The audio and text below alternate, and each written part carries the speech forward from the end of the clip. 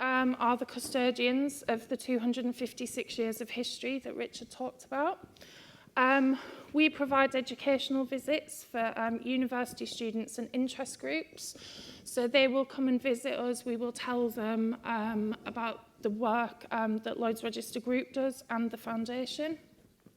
We're responsible for the archive collection and everything to do with the heritage of Lloyd's Register, which, as was pointed out yesterday, is quite a big responsibility. We deal with 16,000 inquiries. We've recounted, and it's actually 16,000 inquiries a year. The Heritage and Education Centre, as it is now, is very different. It's actually existed for nearly over 100 years, and we've always had inquiries from the public. It would be school children wanting to know about a ship for their homework, all kinds of things. But we deal with the public, we deal with academics, we have questions coming in from group, Lloyd's Register Group, and journalists, all kinds of people. So we're kept very busy with that. And we also undertake in-depth research projects. So just to quickly run through this, we have a large corporate archive that dates to our reconstitution in 1834. That includes things like general committee minutes, lots and lots of history there. We've got a vast collection of classed ship plans and survey reports. We also have yacht plans and survey reports. We have two specialist library collections. So the Lloyd's Register Library Collection was founded in 1852 when our principal surveyor left his collection of naval architecture books to us. And it's really, really, really grown since then. We're almost at 59,000 items in the library, and that's been supplemented by the IMRS collection and a lot of the RENA collection. And we also have the thing that we're probably most well known for, the Register of Ships from 1764 to now. So this is just a few of our selected publications, and I will whiz through this. We've got things like wreck books, casualty returns, statistical tables, and yacht registers. Cut through that. So just to give you an idea of us in numbers, as I said, it's almost 59,000 items in the library, which is a huge thing to look after. We have estimated 1.25 million plans and survey reports off-site. 10% of that will be digitised as part of Project Undaunted, which Charlotte's going to talk about briefly. We've got 224 linear metres of corporate archives, so we're not just plans and survey reports, we've got a lot of other stuff as well. And we have 182 years of general committee minutes talking about the business of Lloyd's Register Group, a massive collection. So the future of the Heritage and Education Centre is something that we've been thinking about a lot, mostly because Richard is making us. So what are our plans? So we want to make more of our unique archive accessible to the public. When I say it's unique, in a lot of cases it is completely unique. We have the only copies of certain things. Some of the shipyards, ship owners, they haven't kept records, but luckily we did. So in a lot of cases, it is unique. We'll make the results of Project Undaunted available over the next 3 years. We want to collaborate further with other heritage institutions, different collections, being able to supplement other people's resources and their resources supplementing ours. I always want to do more research, I can't do enough.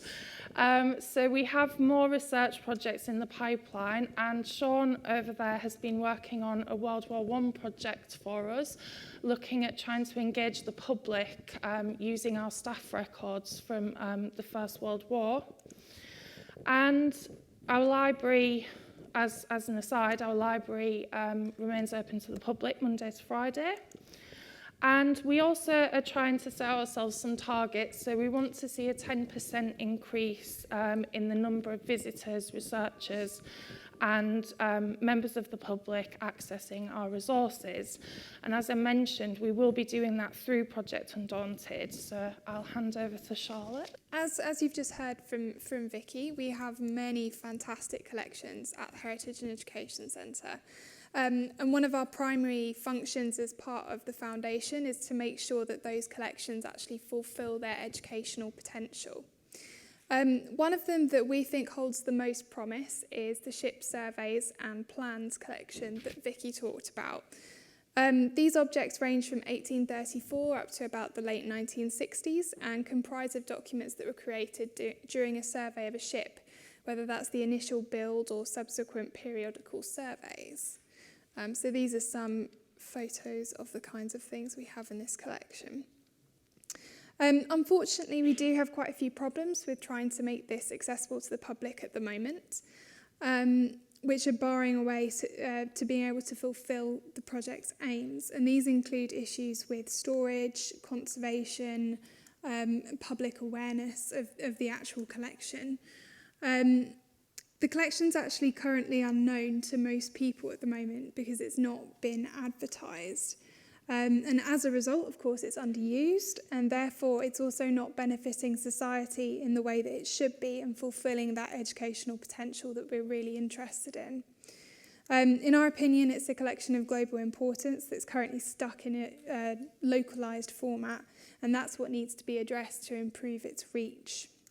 So, earlier this year, the Heritage and Education Centre successfully applied to Lloyd's Register Foundation for a grant to transform this important collection in the form of Project Undaunted, which will facilitate the educational use of it. The project's named after the first ship to be surveyed in the London Port Collection, and it proves to be a rather apt title given the scale of the venture. The major undertaking for this will be a digitisation project, which aims to increase the awareness and availability of the historic documents, particularly online. So what's digitisation? Digitisation is basically the journey that an object takes from the physical realm to having a digital duplicate.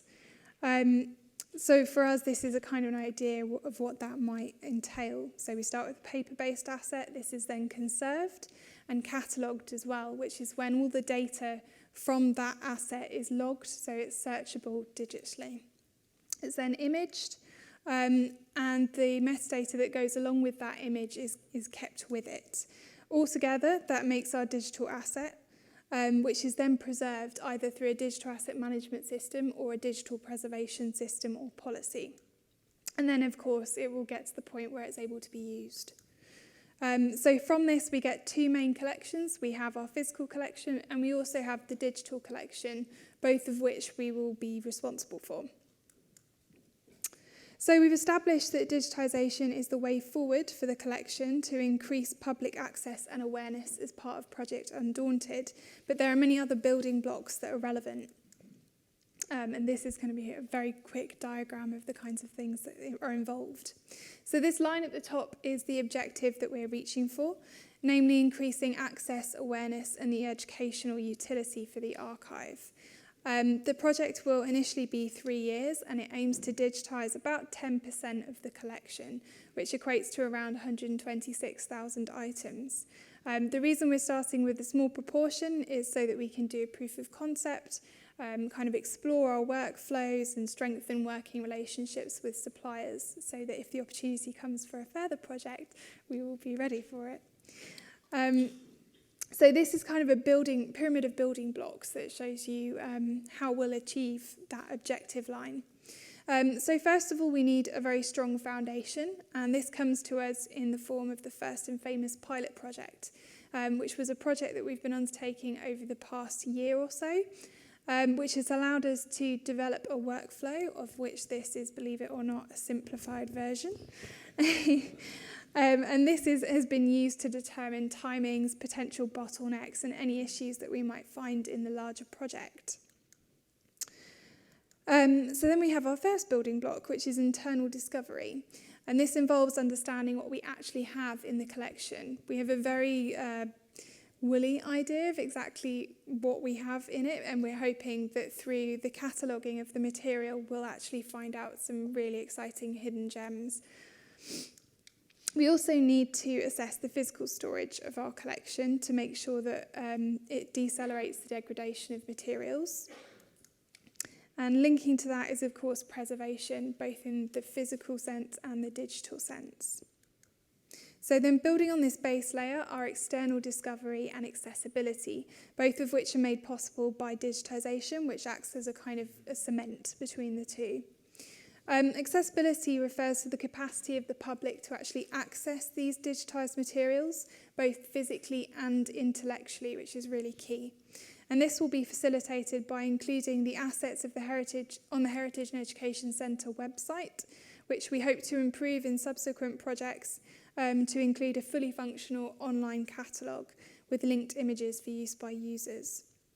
This website will also include some explanatory resources, comment functions, and various other facets to improve this accessibility.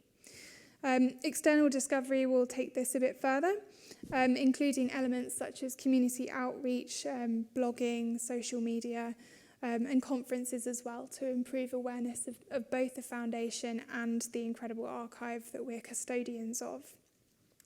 So then the final tier of Project Undaunted's building block pyramid refers to the educational initiatives of the project.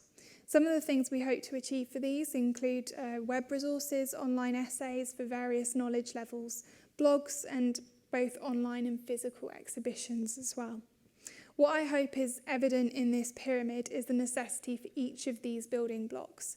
If one was removed from the bottom, then the entire pyramid would fall. If the top one was removed, then we wouldn't reach that objective line.